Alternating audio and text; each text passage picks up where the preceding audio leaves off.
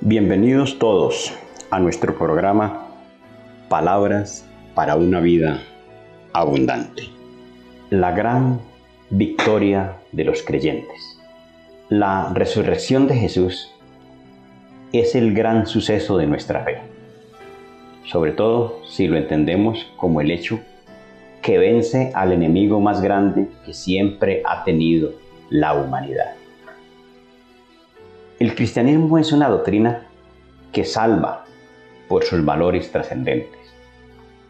La doctrina cristiana es una forma de vida que se asimila a partir de modelos que Dios nos permite conocer y que se inspiran en el gran poder de una esperanza que trasciende, como lo es la resurrección de Jesús.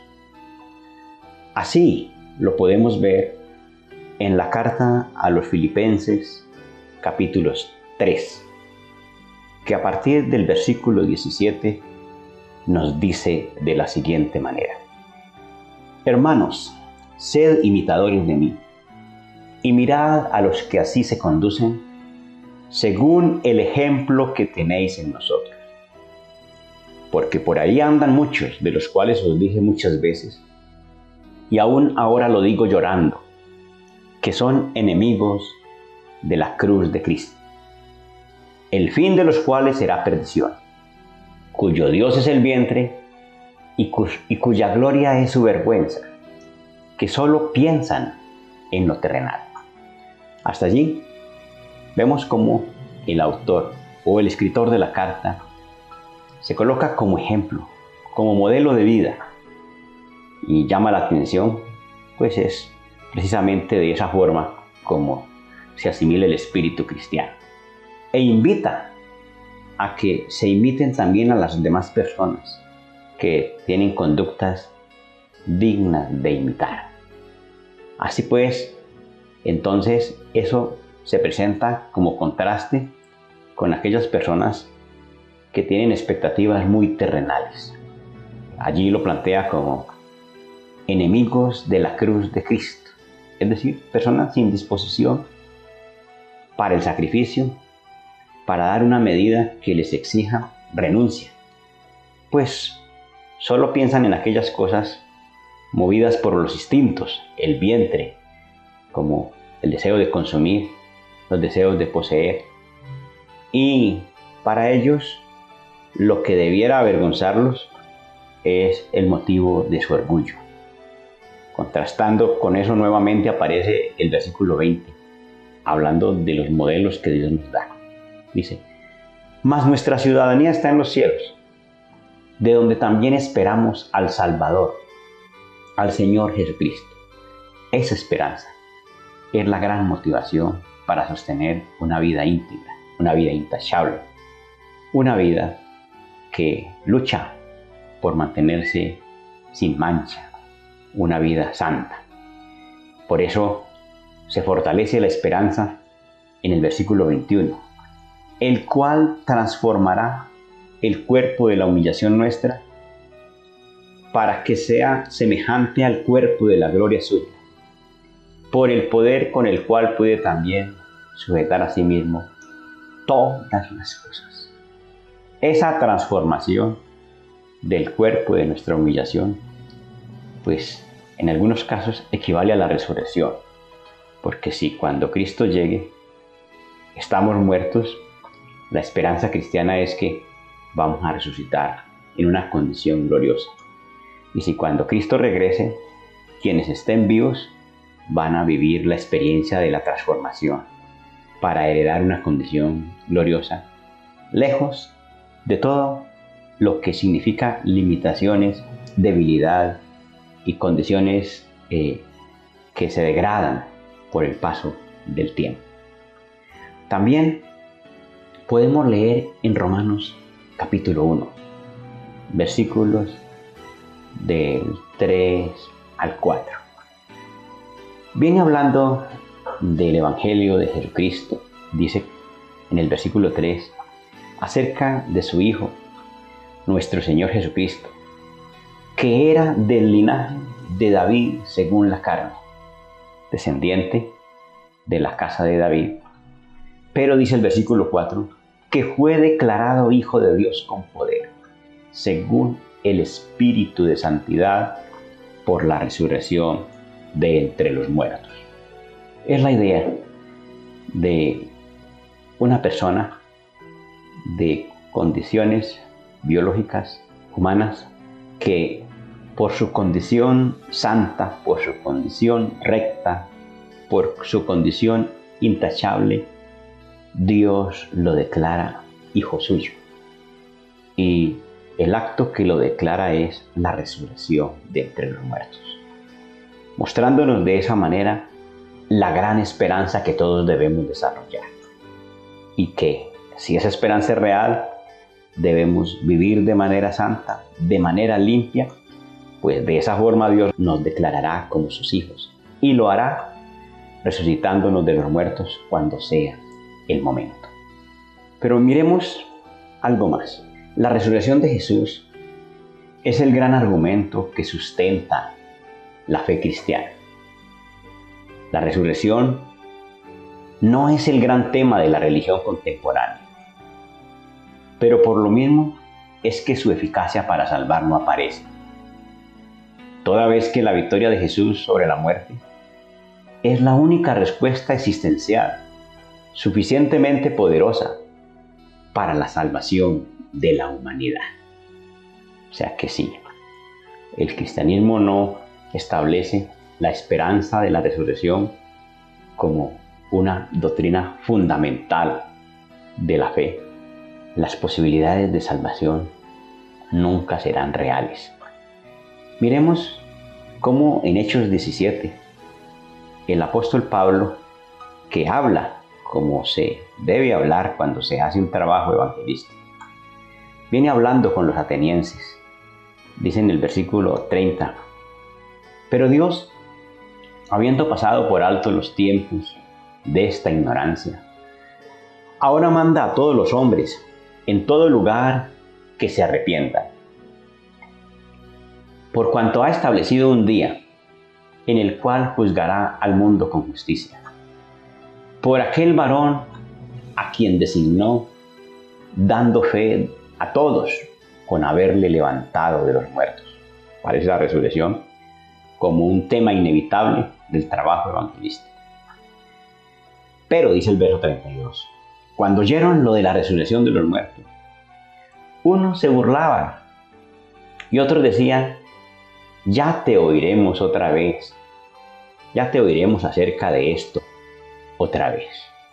Vean ustedes que no es un tema que la gente acepte con facilidad, que cale en este tiempo ni en ningún otro tiempo, como le estábamos leyendo en los tiempos bíblicos. No es un tema a la que la religión actual recurra, porque no es un tema rentable en términos de lo que busca la gente religiosa no fundamentada en expectativas trascendentes. Para eso hay que mirar las cosas con mayor profundidad. Desde ya entonces, desde los tiempos bíblicos se muestra la resistencia que tiene ese tema de la resurrección por la dificultad de la gente para creer en esa posibilidad. Sin embargo, la Escritura siempre maneja el tema como un tema fundamental. Es el ejemplo de los corintios. En el caso de los corintios, parece por lo que la carta maneja, que ellos tenían dificultades para creer en la resurrección. Y entonces aparece un argumento teológico muy poderoso de parte del escritor, defendiendo el tema de la resurrección. En el versículo 1 del capítulo 15, vamos a leer desde el versículo 1 hasta el 8. Además os declaro, hermanos, el evangelio que os he predicado, el cual también recibisteis, en el cual también perseveráis, por el cual asimismo, si retenéis la palabra que os he predicado, sois salvos, si no creísteis en vano. Noten cómo se introduce. Porque primeramente os he enseñado lo que asimismo recibí, que Cristo murió por nuestros pecados, conforme a las Escrituras. Eso lo aceptamos sin problema. Y que fue sepultado y que resucitó al tercer día conforme a las Escrituras. Oiga, mensaje claro. Y que apareció a Cefas y después a los 12. Mire, argumento de su resurrección. Después apareció a más de 500 hermanos a la vez, de los cuales muchos viven aún y otros ya duermen. Después apareció a Jacobo, después a todos los apóstoles y al último de todos, como a un abortivo, me apareció a mí. Ese argumento de ellos como testigos de la resurrección. Muchas personas testigos de la resurrección están demostrando que es un tema fundamental de nuestra fe y que si ese tema se fortalece, nuestra esperanza es real. Y si ese tema no es un tema trabajado por la iglesia, entonces nos vamos a encontrar con muchos problemas para vivir la experiencia de la salvación. Es por eso que un poco más adelante, a partir del versículo 12, y se va dejando ver cuál era la problemática que había allí y cuál es la respuesta elaborada teológicamente por el escritor. Dice: pero si se predica de Cristo, que resucitó de los muertos, ¿cómo dicen algunos entre vosotros que no hay resurrección de muertos? O sea que entre los corintios, en la iglesia de Corinto, había personas pertenecientes a la comunidad que decían que la resurrección no era posible, que no había resurrección. Pablo entonces ataca ese problema y hace una demostración argumentando de la siguiente manera. Versículo 13. Porque si no hay resurrección de muertos, tampoco Cristo resucitó. O sea, si lo que ustedes dicen es verdad, entonces Cristo no resucitó. No puede ser que Él haya resucitado si ustedes tuvieran razón. Y si ustedes tuvieran razón, dice el verso 14, y si Cristo no resucitó, vana es entonces nuestra predicación. Vana es también nuestra fe. Todo lo que nosotros hacemos, la iglesia, lo que predicamos, lo que anunciamos, es una farsa. No tiene sentido si es que no hay resurrección. Y algo más, versículo 15. Y somos hallados falsos testigos de Dios, porque hemos testificado de Dios que Él resucitó a Cristo, al cual no resucitó si en verdad los muertos no resucitan. Es decir, considerar que no hay resurrección es para nosotros la inconsistencia más grande, porque nuestra fe está fundamentada en eso. Habiendo leído el verso 15 y el 16, dice también el versículo 16, porque si los muertos no resucitan, tampoco Cristo resucitó. Y si Cristo no resucitó, vuestra fe es vana, aún estáis en vuestros pecados. Que la fe nuestra tiene que ver con eso. Si Cristo no resucita, entonces nuestros pecados no están absueltos, estamos perdidos. Entonces también los que durmieron en Cristo perecieron. Oigan. Y si en esta vida solamente esperamos en Cristo, somos los más dignos de conmiseración de todos los hombres. Si Cristo no hubiese resucitado y nosotros hacemos todo lo que hacemos, somos las personas más dignas de lástima, porque no lo estamos perdiendo todo alrededor de una esperanza falsa. Pero afortunadamente no es así. Afortunadamente, lo que nosotros creemos es que la gran victoria existencial de la humanidad es el vencimiento de la muerte.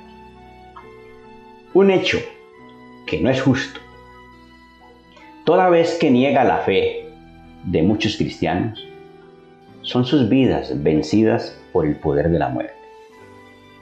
Como quiera que la resurrección de Jesús es lo que señala el camino que le da validez a nuestra fe. Es triste que a veces, por la pérdida de seres queridos,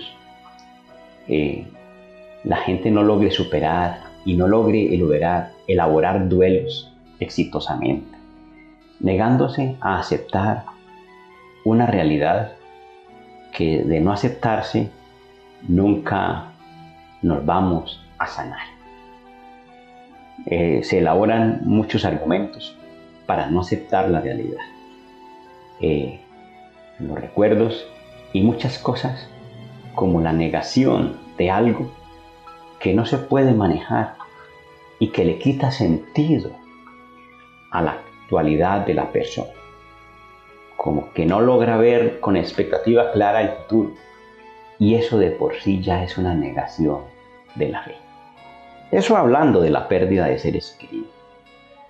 Pero si hablamos de nuestra propia necesidad de enfrentarnos con éxito a la muerte, es también una derrota, porque muchas personas, frente al hecho de la muerte, no la asumen con la claridad, con el descanso, con la paz, con la seguridad de esa esperanza que Jesús nos transmitió con su propia vida y que nos transmiten los hombres de Dios que relatan sus experiencias en la Escritura. Sin embargo, hay textos que son respuesta clara de parte de Dios para el manejo de ese tipo de situaciones. En la primera carta a los tesalonicenses, en los versículos, en el capítulo 4, versículos 13 y 14. Miren, ¿qué dice aquí el escritor en ese sentido? Tampoco queremos, hermanos, que ignoréis acerca de los que duermen. En este caso, los que duermen son los que han muerto en Cristo. Para que no os entristezcáis como los otros que no tienen esperanza. Los que no tienen la esperanza de la resurrección, los que no creen en la resurrección, para quienes todo acabó con la muerte.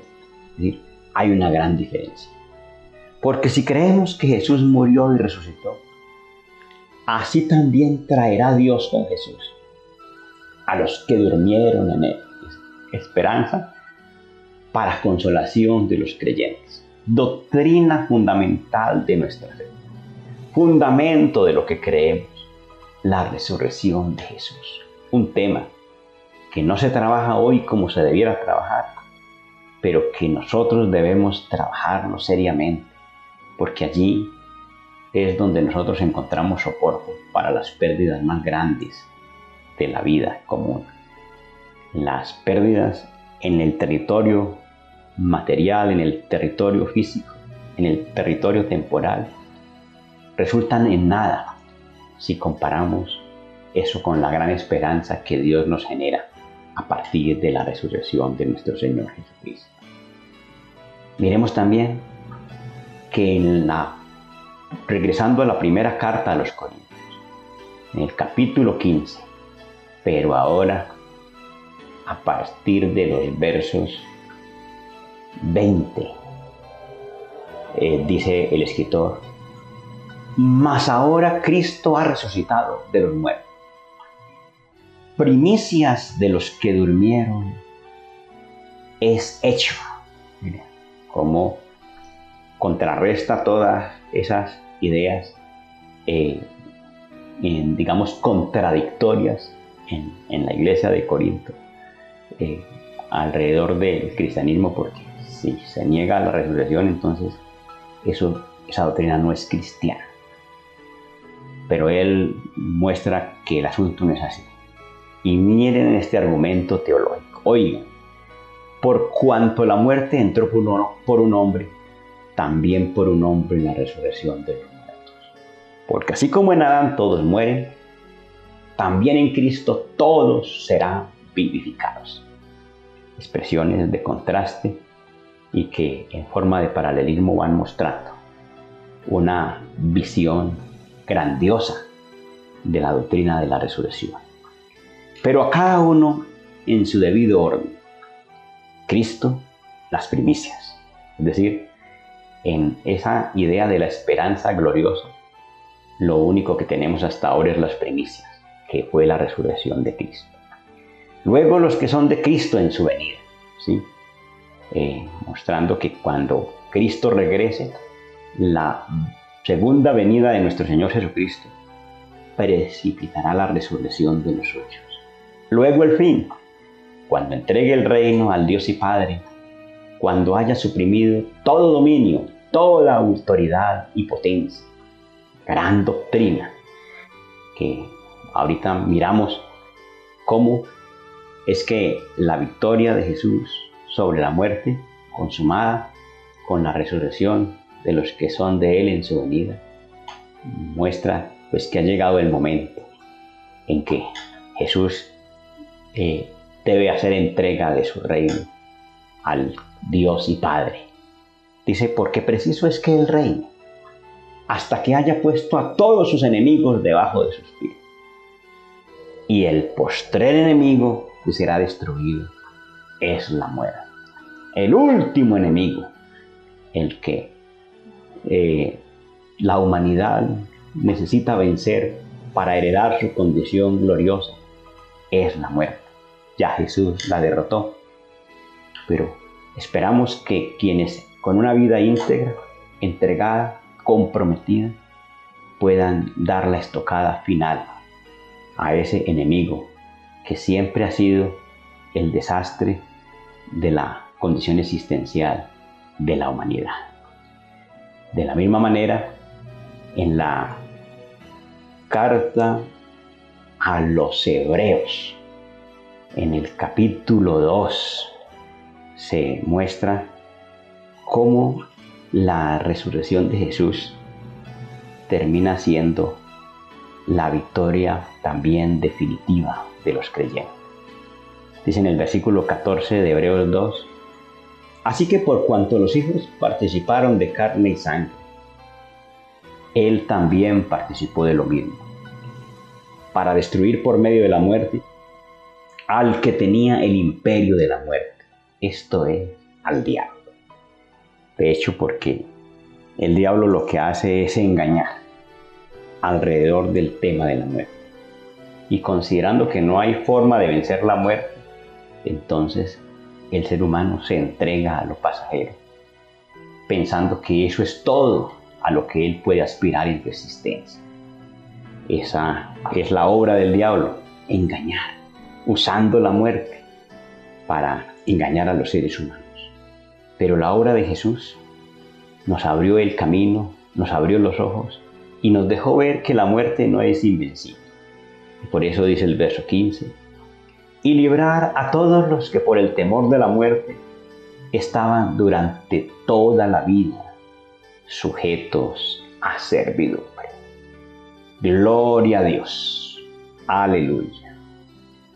Si la realidad existencial del hombre nos dice que la muerte es el enemigo más serio que siempre nos amedrenta, es entonces la resurrección de Jesús el gran suceso de valor existencial que nos permite alcanzar la más grande victoria de los creyentes. Oremos. Dios de los cielos, te damos gracias por la gran oportunidad que nos has concedido en esta mañana de poder recibir tu palabra y saber que tu palabra siempre nos está dando argumentos de vida para salir de nuestras crisis, para superar nuestro pecado, para desarrollar una esperanza trascendente que mantenga viva nuestra expectativa. Gracias por dejarnos ver, Señor, que en ti siempre hay respuestas para vencer los grandes males de la humanidad. Y el enemigo que la mayoría de las personas consideran invencible, que es la muerte, gracias a Jesús descubrimos que no es así y que hoy hemos sido librados del temor de la muerte, de la esclavitud del pecado, gracias a que Jesús nos ha mostrado la trascendencia de una esperanza, nuestra gran victoria sobre la muerte. En el nombre de Jesús, gracias Padre por escucharnos. Amén.